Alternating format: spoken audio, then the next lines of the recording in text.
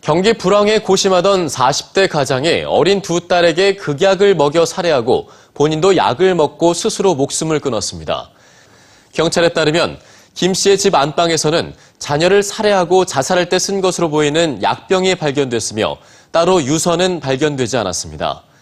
보건복지부가 발표한 OECD 헬스데이터 2012에 따르면 우리나라 자살률은 2010년 살해 후 자살이란 표현을 쓰고 있고 자살 배경은 전혀 밝히지 않은 대신 자살 통계를 밝히고 있습니다. 이는 OECD 34개 회원국 가운데 가장 높은 수치로 나타났습니다. 동반 자살 막 이렇게 표현하지 않고 막 살해 이렇게 표현을 했잖아요. 그래서 아무래도 보는 사람들이 적어도 좀 저러면 안 되겠구나 이런 생각은 확실히 할 것 같고, 뭐 자살에 관련해서 좀 끔찍하다 아니면 좀 걱정되고 좀 무섭다 이런 생각 제외하고는 뭐 다른 생각은 딱히 들지 않았던 것 같아요. 전 긍정적인 것도 아니고 부정적이죠 아닌 게 너무 사실만 저한테 다가오니까 그냥 저런 사람들이 저렇게 죽었구나 그렇게 자살했다는 사실만 느껴지기 그게 저한테 따로 이렇게 크게 와닿진 않았어요.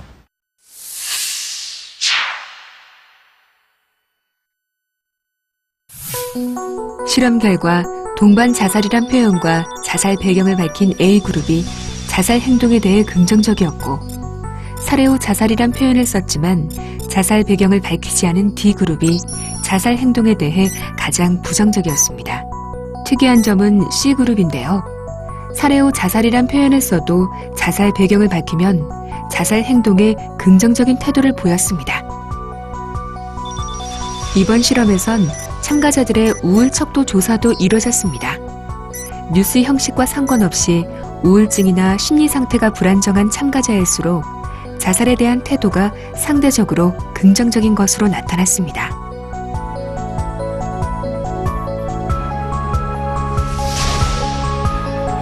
실험 결과는 선명했습니다. 동반 자살이라고 쓰고 그 배경을 밝히면 그럴만했다고 반응합니다. 반면에 살해 후 자살이라고 쓰고 뒷이야기를 덮어두면 자살에 대해 거리를 둔다는 점입니다.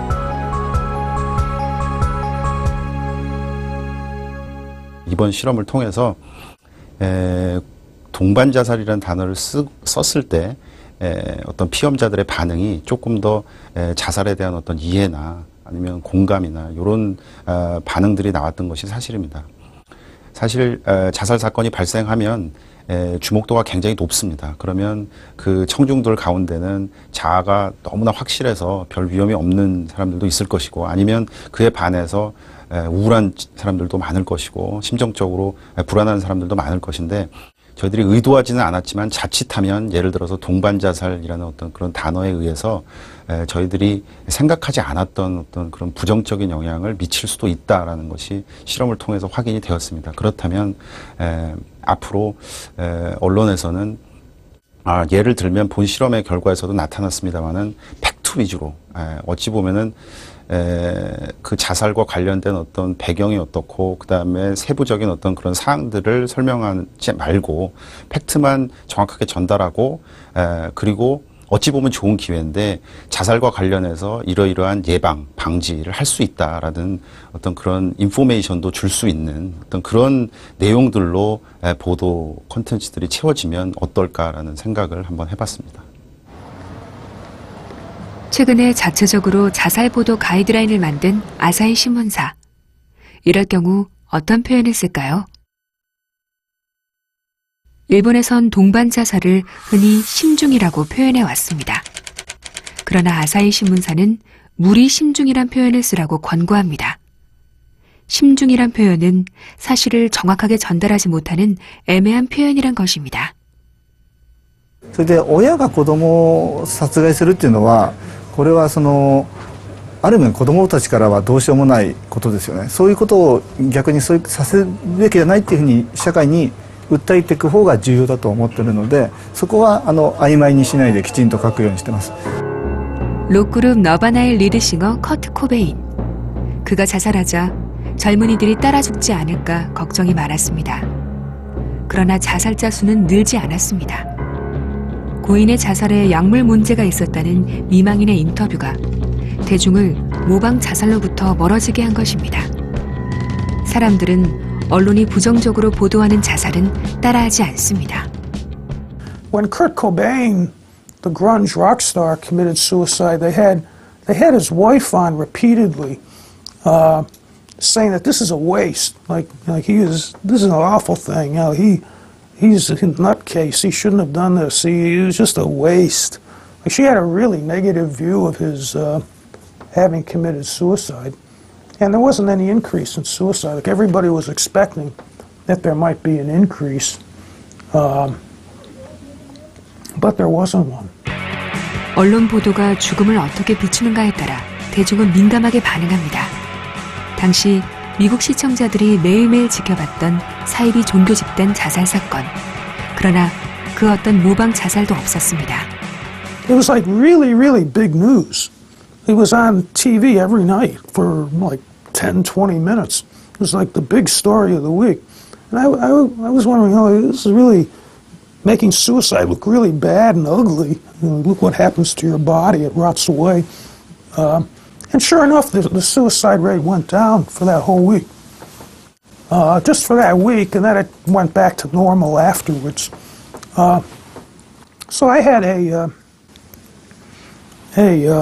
idea that if news reporting made suicide look bad, then maybe the suicide rate will go down. 아사히는 자살을 미화하지 않는 것에서 한 걸음 더 나아가고 있습니다.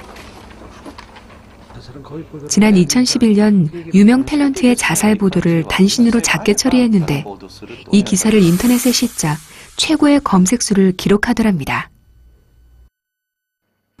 連鎖自殺を起こしてしまうような人は朝日新聞の新聞としての夕刊をですね読んでるんじゃなくてネット上の記事を読んでる可能性が高いんじゃないかということでそこで新聞ではこの小さな記事にですね相談窓口とかいろいろ入れることは不可能ですけどもネットではできますのでじゃあできることはやろうということでそのネットでそういう記事を配信した時には必ずリンク作を貼るということを始めています。 아사히는 자살 보도뿐 아니라 왕따 문제처럼 자살 위험이 있는 사례를 보도할 때도 상담 기관을 함께 알려주고 있는 중입니다. 오스트리아는 미디어의 협조로 자살률을 떨어뜨린 경험을 가진 나라. 미디어는 자살을 예방하는 일도 할 수 있지 않을까? 비엔나 젊은 학자들은 최근 이 문제를 연구하고 있습니다. Darauf hinzuweisen, dass es auch einen protektiven Effekt von Medienberichterstattung zu geben scheint. Diesen nennen wir Papageno-Effekt. Über Bewältigung von schwierigen Lebenskrisen berichtet wird. 파파게노 효과는 자살하고 싶은 사람들이 삶에 대한 의욕을 갖도록 미디어가 도와줄 수 있다는 이론입니다. 베르테르 효과의 반대 효과입니다. 미디어가 자살 극복 사례를 발굴해서 자세하게 소개하는 것도 파파게노 효과라고 할 수 있습니다.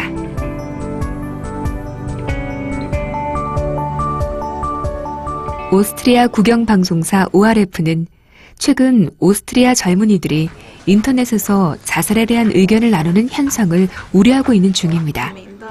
국영방송사나 정론지는 적어도 이런 일에 무심해서는 안 된다는 것이 그들의 생각입니다. Wenn Sie in einer Enge sind, wo Sie in Ihrem Freundeskreis spüren, da kommen Sie nicht mehr raus aus diesem Selbstmordgedanken, dass wir dann darüber berichten, aber auch immer mit Experten und Expertinnen, die uns sagen, die diese jungen Menschen beraten und ihnen sagen, wo sie hingehen können, wo sie auch anonym hingehen können, ohne dass ihre Eltern etwas davon erfahren. Da haben wir gesagt, das ist uns gesellschaftlich wichtig, dass wir den Menschen eine Hilfestellung bekannt geben. 오스트리아에서 자살 보도에 대한 미디어 역할은 완성형이 아니라 현재 진행형입니다. 놀랍게도 87년도 이후로 전문가와 미디어 관계자들이 26년 동안 지속적으로 만나고 있었고 새롭게 등장하는 문제들을 고민하고 있었습니다. Einmal und dann funktioniert es, sondern Sie müssen immer wieder schauen, ob es hier Anlass gibt, immer wieder einmal ein Symposion machen, mit Journalisten, immer wieder mit ihnen diskutieren und so weiter. Wir sprechen mit Journalisten, erklären ihnen, wie wir meinen, dass Berichterstattung über dieses doch sehr sensible Thema sinnvoll ist. Und natürlich haben die auch bestimmte Anforderungen, nicht? Sonst wird es unter Anführungszeichen langweilig. Aber wir sind im Diskurs, also in der Diskussion, und es ist für viele Journalisten auch sehr beeindruckend zu sehen, dass das einen wichtigen Effekt hat. Also es ist eine gute Kooperation mit den Journalisten. 일본은 어떨까요? 일본 자살예방종합대책센터에서도 7년에 걸쳐 전문가와 미디어 관계자 회의가 이뤄지고 있습니다. 자살 보도 방법은 언론만의 고민이 아니라 그 사회의 전문가와 관계자들이 지원해야 할 문제라는 것입니다. 基本はやっぱり私はその良い記事を書きたいっていう良い報道をしたいっていうメディアの人たちの心底のところに働きかけていくのが一番大事なんだと。でメディアとしてできることはそこで新聞記事でも、ネットでもいいんですけども読んだ時にここでふと自殺したくなったと、ね、その瞬間にいやそうじゃないよっていうメッセージがそこに発せられるかっていうのが一つ僕らができることかなと思ってまして、それがだから前にも言いましたようにリンクを貼ったりとかですね、それからそうじゃないよっていうメッセージをその記事の隣に載せるとかですね、そういう取り組みを、地道にしていくことかなと思ってます。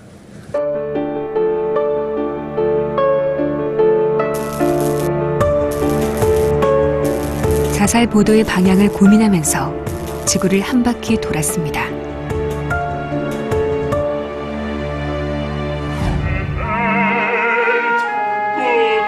세상에 정말 죽고 싶어 죽는 사람이 얼마나 될까요? 삶이 흔들려서 죽음 근처를 서성거릴 때 우리에겐 누군가의 도움이 필요합니다.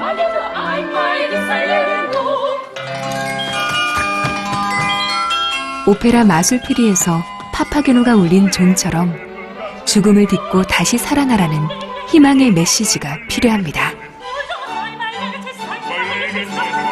세계 미디어들이 지금 그 역할을 고민하고 있습니다.